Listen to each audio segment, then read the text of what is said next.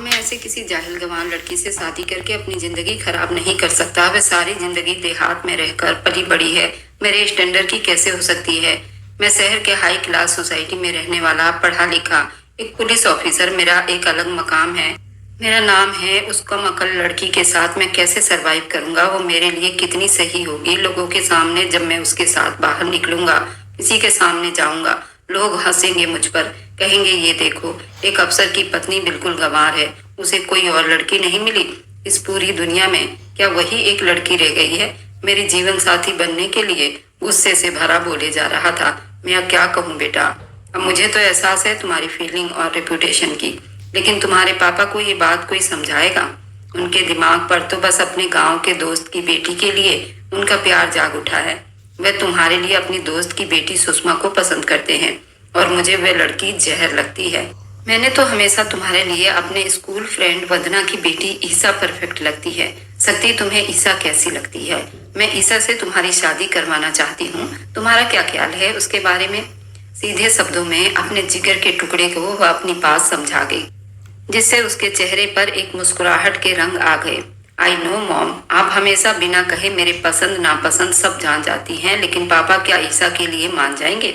इसी डर की वजह से वह थोड़ा गंभीरता से बोली, यही तो सारी मुसीबत है कि वह नहीं मानेंगे, और सारी फसाद की जड़ वह लड़की सुषमा है।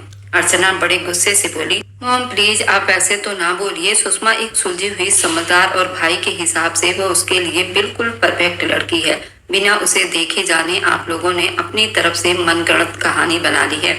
मैंने उससे बात की है, वो बहुत अच्छी है। अलका देवी पता नहीं कब वहाँ आई, उनकी बातें सुनती नाराजगी से बोली, तुम क्यों उसकी इतनी साइड ले रही हो? 2 घड़ी बातें करने से इंसान के व्यक्तित्व का पता नहीं चलता। जहाँ वो बचपन से रह रही है वहीं के लोगों जैसी होगी, इतना मुझे यकीन है। देहाती गंवार माहौल की पहचान। मेरे सामने उसकी बात भी मत करना, उससे शादी माही फुट। वह गुस्से से बोलता उठ खड़ा हो गया। अर्चना का रंग जैसे पीला सा पड़ गया था, वहीं अलका देवी के होंठों पर दबी दबी मुस्कुराहट के रंग आ गए थे। एक सुकून उनके दिल में उतर गया। अफसोस है अर्चना तुम्हारी सोच पर। इतना बोलती गुस्से से अंदर चली गई। इधर पूरे बंगले में उस वक्त मजेदार नाश्ते की खुशबू फैली हुई थी। नौकरानी उस वक्त किचन में बिजी थे। गोविंद जी नाश्ते की टेबल पर बैठे कितनी आवाज उसे दे चुके थे। जो कमरे में आईने के सामने बैठी जल्दी जल्दी अपने बालों को संवार रही थी। सर पे दुपट्टा ओढ़ती वह जल्दी से हॉल की तरफ बढ़ी। गांव में बना ये बंगला बहुत खूबसूरत था। अंदर से उसे और ज्यादा डिजाइन किया गया था, जो कहीं से भी गांव के और घरों से मैच नहीं खाती थी। गोविंद साहब अपने मालिकाना कुर्सी पर बैठे थे, उनके बराबर में विशाल बैठा था, जबकि रागनी देवी नाश्ते के सारे सामान सेट करते नौकरानी को ऑर्डर दे रही थी। इधर सुषमा अपने कमरे से भागती हुई आई। पैरी पोना पापा जी, उनके सीने से जा लगी। वे थोड़े गुस्से में होकर बोले, मुझे तो कभी कभी ऐसा लगता है जैसे तुम्हारा इंतजार करते करते एक दिन मैं भगवान को ही ना प्यारा हो जाऊं। वो मुस्कुराते हुए उसके चेहरे पर प्यार करते बोले, आंटी जी देख रही है ना अपने भाई को, कैसे दिल दुखाने वाली बातें करते हैं। मैं नाराज हो गई तो याद करेंगे, समझाइए अपने भाई को। सुषमा रागनी देवी की तरफ पलटकर बोली और मुंह बना गई, जबकि रागनी देवी भी गोविंद साहब की बात पर बुरा मानती उनसे नाराज होने लगी थी। विशाल और गोविंद साहब दोनों हल्का सा मुस्कुरा दिए। चलिए मां, नाराज बाद में होना, पहले नाश्ता दे दो, बहुत भूख लगी है। विशाल भोली शक्ल बनाता रागनी देवी से बोला। इस पर सब मुस्कुराकर नाश्ता करने लगे। जल्दी बाहर आ जाओ गुड़िया, मैं तुम्हारी गाड़ी में इंतजार कर रहा हूँ। विशाल जल्दी से नाश्ता करता सुषमा को ये कहता बाहर चला गया। सुषमा भी उसके पीछे भागी थी।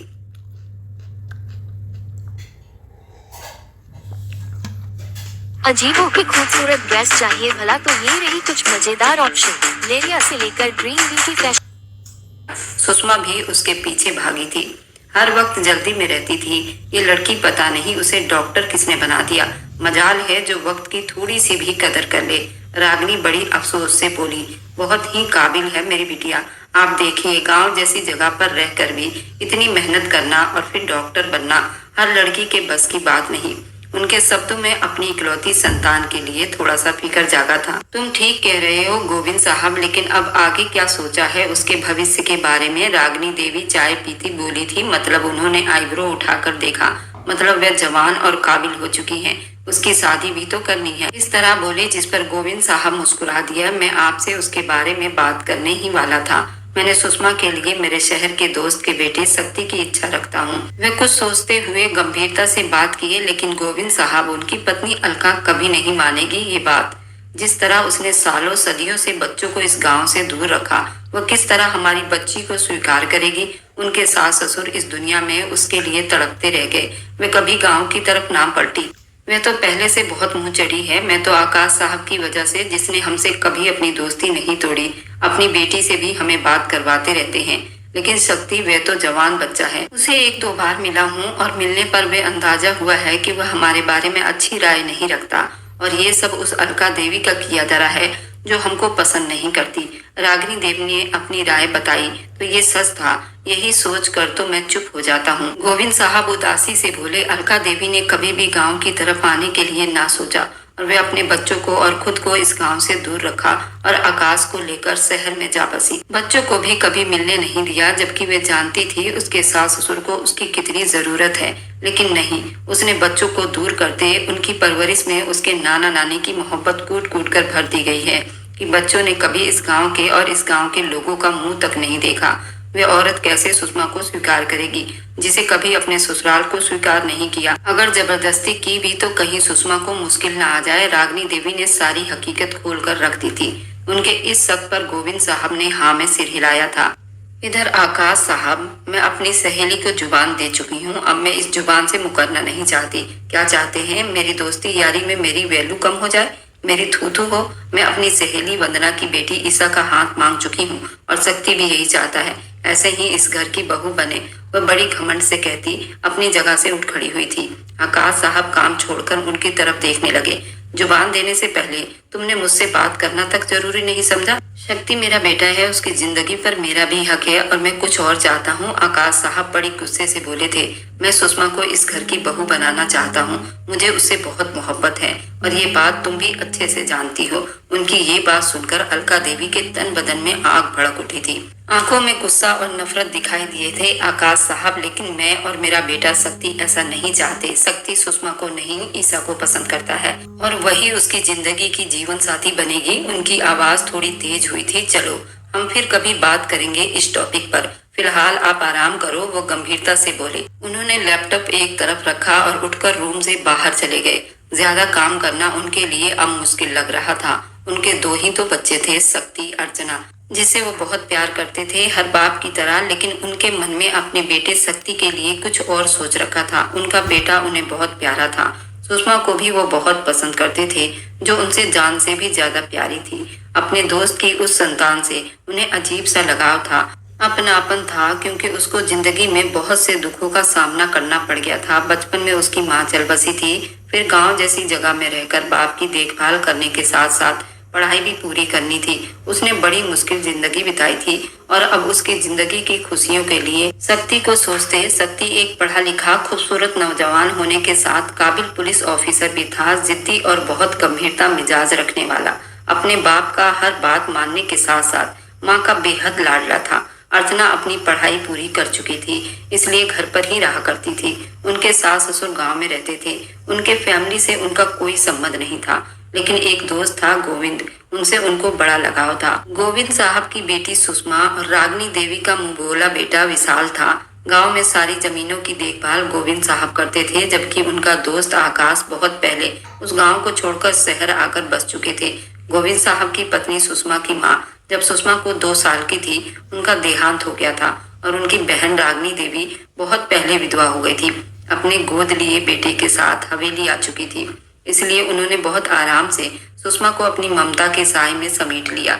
वक्त तेजी से बीतने लगा था और बच्चे बड़े हो गए थे। हल्की हल्की शाम हो रही थी जब वो घर में आई थी। उसने आज फिर पापा और आंटी को शक्ति के बारे में बात करते सुना। पापा को अपने उस इकलौते दोस्त के बेटे से काफी उम्मीद थी, जिसे जिंदगी में शायद उसने एक बार देखा होगा, बस जब वो 13-14 साल की थी। जब भी वह उस लड़के की बात सुनती, उसका दिल उदासी के समंदर में डूबने लग जाता, क्योंकि वह लड़का था जिसके सिर्फ बातें करने से उसके दिल में अजीब से जज्बात जाग जाते थे, जिनका शायद ही उसे पता होगा। उस इंसान ने आज तक पलटकर कभी ये नहीं पूछा कि वह भी उसके भूले बिसरे कोई उसके इंतजार में बैठी थी। कमरे में आते ही कितनी देर ये सोचे जा रही थी बेवजह, फिर खुद ही ख्याल को झटकती अलमारी से अपने कपड़े निकालती, जैसे ही बाथरूम की तरफ बढ़ी तभी दरवाजे पर जोर से किसी के आने की आहट सुनाई दी।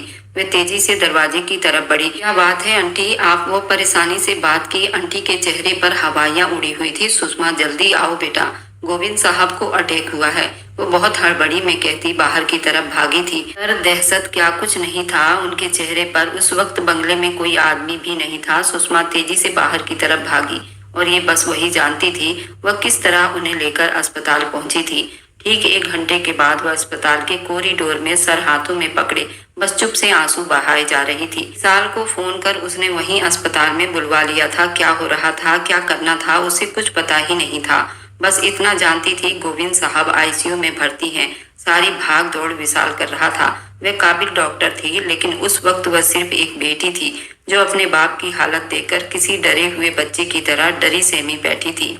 माँ तो बहुत पहले ही खो चुकी थी। अब वो अपने पिता को खोना नहीं चाहती थी। साल बेशक उसके बुआ का गोद लिया हुआ लड़का था, लेकिन दोनों के बीच सगे भाई बहन जैसा ही प्यार था।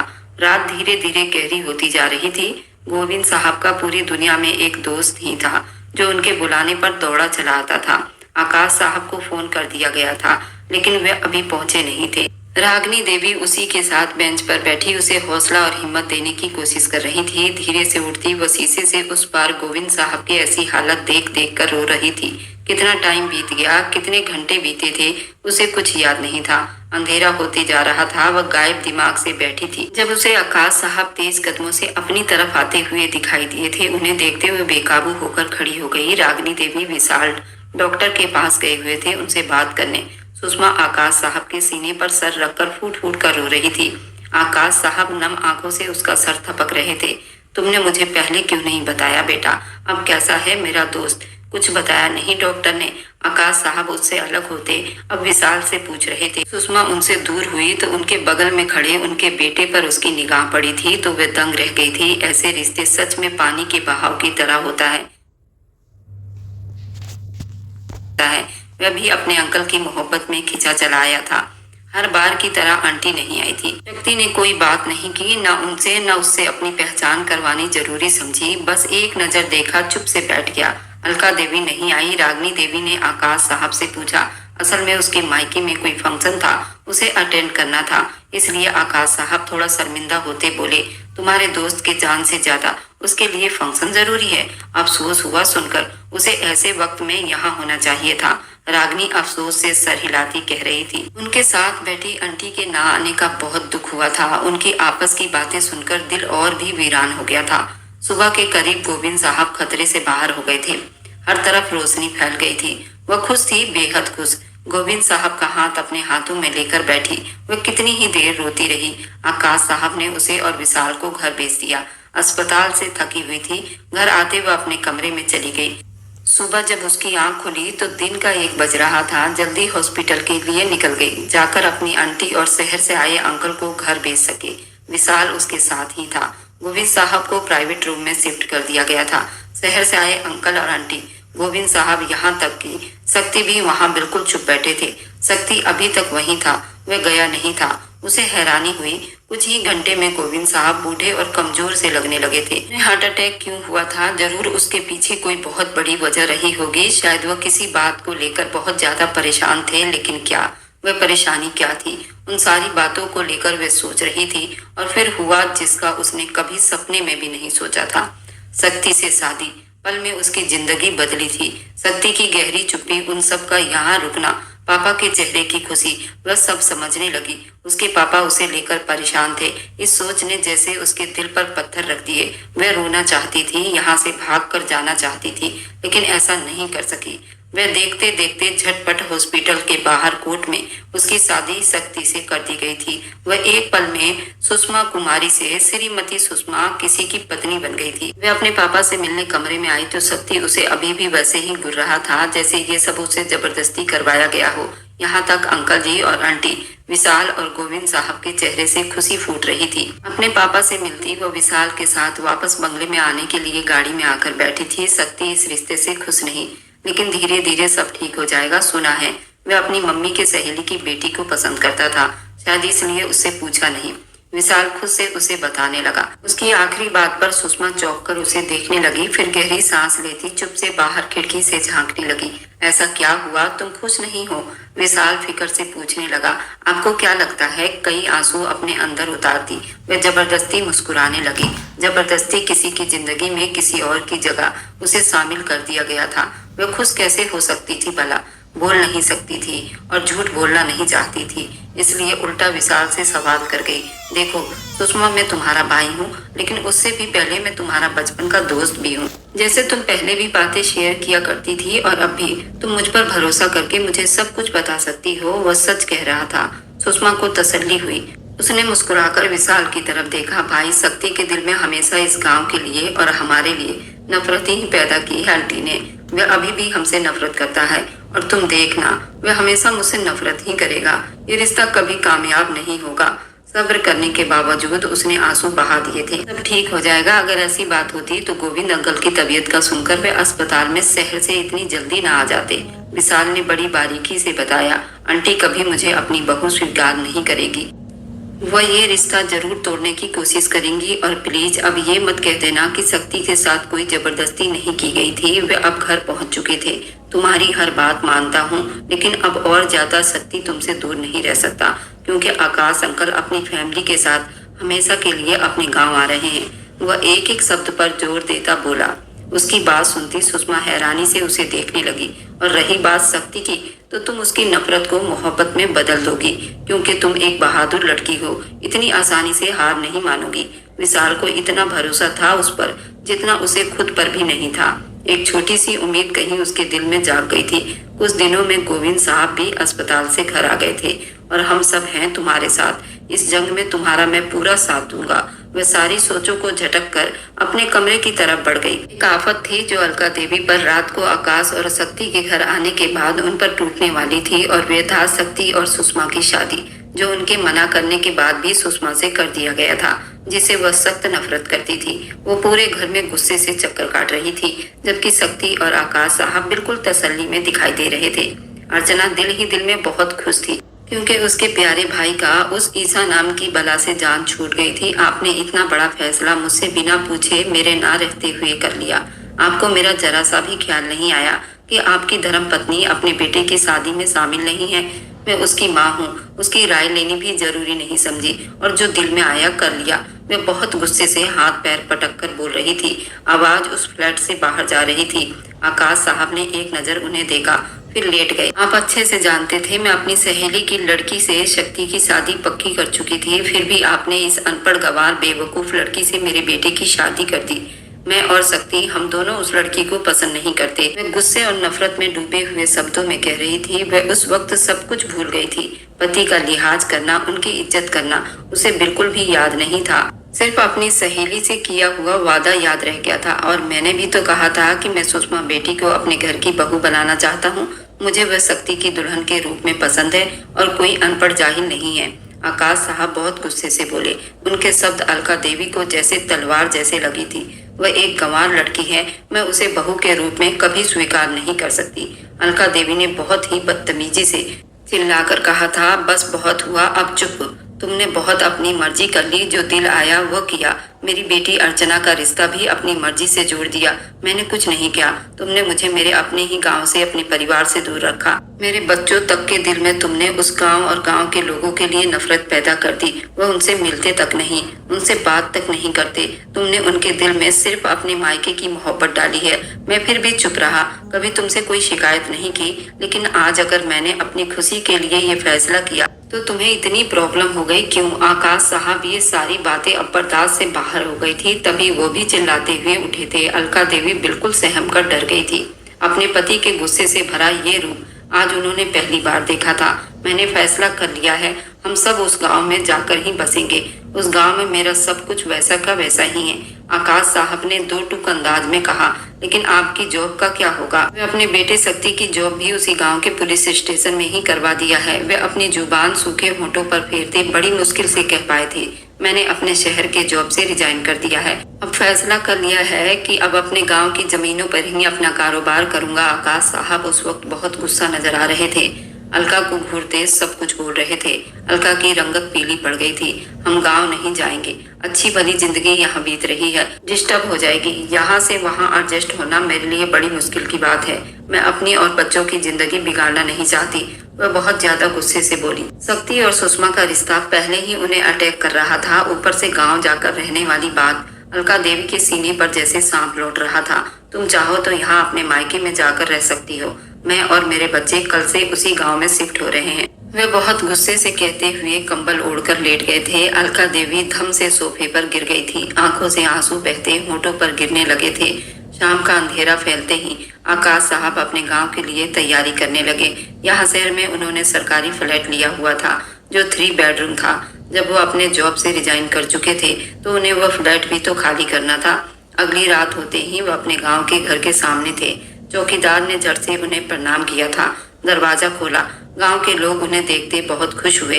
दरवाजे पर गांव के कुछ लोग जमा हुए थे, उनका स्वागत करने आए थे। वहां पर सिवाय सुषमा के बाकी सब खुश थे। अलका देवी का गांव आकर गुस्से से पारा हाई हो गया था।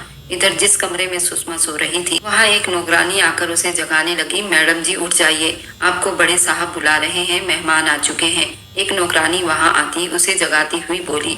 वह हड़बड़ाकर उठती, कमरे से बाहर आती, सीधा ड्राइंग रूम में आ गई जहां सब मेहमान बैठे थे। सबसे मिलने के बाद वह एक तरफ जाकर बैठ गई। आकाश साहब, शक्ति नहीं आया तुम लोगों के साथ? आंटी ने उसके दिल की बात कर दी। उसकी चुप्पी जिस निगाहों को ढूंढ रही थी वह शायद नहीं आया था। इस वक्त जॉब पर है, रात को ही आएगा। आकाश साहब का जवाब सुनकर वह धीरे से उठती किचन में चली आई जहां मेहमानों के लिए अलग अलग पकवान तैयार किए गए थे। वह थाली में रखते हुए बाहर की तरफ आ गई, अपनी सोचों में गुम। वह अंदर आती मेहमानों को चाय देने लगी। सब खुश होकर बातों में बिजी हो गए थे सिवाय अलका देवी के, जो मुंह सड़ाकर बैठी हुई थी। सुषमा को देखकर उनका खून खौल रहा था जिसे वह खूबी समझ रही थी।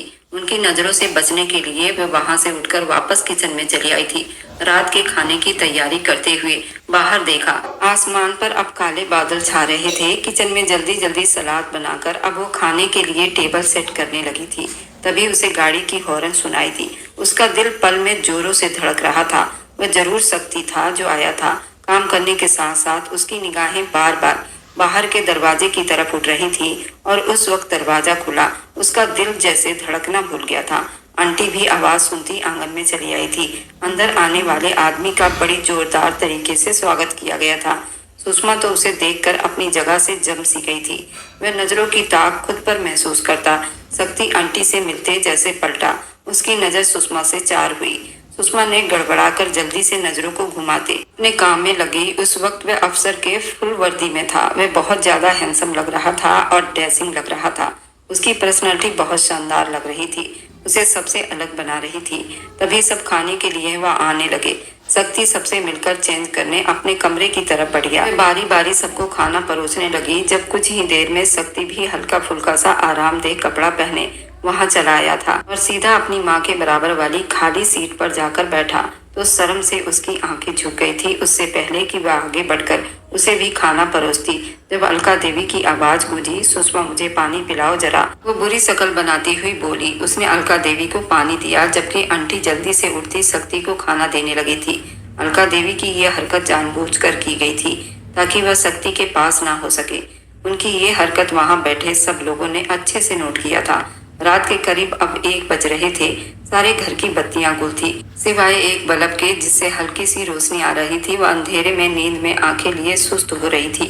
उसे प्यास लगी थी जब बेकाबू होकर एक कमरे के दरवाजे से गुजरते हुए उसके कदम वहीं रुक गए। आवाज ज्यादा तेज नहीं थी लेकिन पास आकर कान लगाया, सुनने की कोशिश की। सब समझ में आ गया। दरवाजे के उस पार कौन है? वह जाहिल गंवार लड़की तुम्हारी पत्नी कभी नहीं बन सकती। शक्ति मेरे बेटे, उसे कभी तुम्हारी पत्नी के रूप में स्वीकार नहीं करूंगी। कुछ भी हो जाए उसे डिवोर्स देनी होगी तुम्हें और हर हाल में ईसा से शादी करनी होगी। उस लड़की में सिवाय खूबसूरती के और कुछ नहीं। तुम कैसे एक गंवार लड़की के साथ रहोगे इस गांव में? अलका देवी के गुस्से से भरी आवाज सुनकर सुषमा हैरान रह गई थी। उसकी आंखों से आंसू धीरे धीरे गिरने लगे थे। उसका चेहरा आंसुओं से भीग गया था। वह उससे नफरत करती थी और वह शक्ति और उसके रिश्ते को कभी स्वीकार नहीं कर सकती थी। उन्हें प्यार के मंजिल तक जाता नहीं देख सकती थी। इससे पहले कि वह लड़खड़ाते कदमों से वापस पड़ती तभी अचानक कमरे का दरवाजा खुला। तेजी से बाहर निकलने वाला शक्ति उससे टकरा गया। इससे पहले कि वह गिरती, शक्ति ने उसे कमर से पकड़कर संभाल लिया। माफी चाहती हूँ, मैं यहाँ से जा रही थी। अपनी भीगी आंखों को दुख से साफ करती उसके सामने से निकलकर जाने लगी। पल में शक्ति के दिल को जैसे कुछ हुआ था। कुछ लाइट ही जला लेती, अगर अंधेरे में गिर जाती तो। शक्ति के शब्दों में पता नहीं क्यों उसे नरमी का एहसास हुआ। शायद उसको गलत फहमी हुई थी। अंदर लगी चोट भर जाती है शक्ति साहब, आत्मा पर लगे जख्म नहीं भरते। मैं इतने ही नफरत के लायक नहीं और ना मैं इतनी बुरी हूँ। आपने क्यों मुझसे शादी की? आप तो मर्द थे ना, मना करने का हिम्मत रख सकते थे। फिर मुझ जैसी जाहिल लड़की को क्यों अपनी जिंदगी में शामिल कर बैठे? शक्ति ने उसकी आंखों में आंसू ढलकते देखा। एक एक शब्द बोल गई थी, वहां पर ठहरी नहीं। शक्ति के सर पर तो जैसे उस वक्त आसमान आकर गिरा था। वह उसके बढ़ते कदमों को रोक लेना चाहता था, उसे बताना चाहता था कि वैसे इतनी नफरत करने के बावजूद उसकी पहली नजर का शिकार हो बैठा है, कि अब उसे कोई फर्क नहीं पड़ता कि वह जाहिल है या गंवार। उसे सिर्फ ये पता है कि वह पहली नजर में जिससे मोहब्बत कर बैठा है वह उसकी अब धर्म पत्नी बन चुकी है, जो उसे बहुत गलत फहमियां पाल कर बैठी है। उसे अपनी माँ की नफरत की वजह से वह कभी मेरा हो ही नहीं सकता। सुषमा कमरे में आती फूट फूट कर रो रही थी। ये कैसा मजाक था जो उसकी जिंदगी ने उस मासूम जज्बातों के साथ खिलवाड़ कर दिया था, जो उसका पति बना दिया गया था। वह तो उसे बिना जाने समझे उससे नफरत कर रहा था। उसके सामने रिश्तों की इंसान की कोई अहमियत नहीं थी। वह उसे अब सच में यकीन हो गया था कि वह अलका देवी का बेटा है, जिसने सारी जिंदगी उन सबसे नफरत की। तो फिर वह कैसे उसे स्वीकार करेगा? सुषमा ने गुस्से से आंसू साफ करते एक फैसला कर लिया।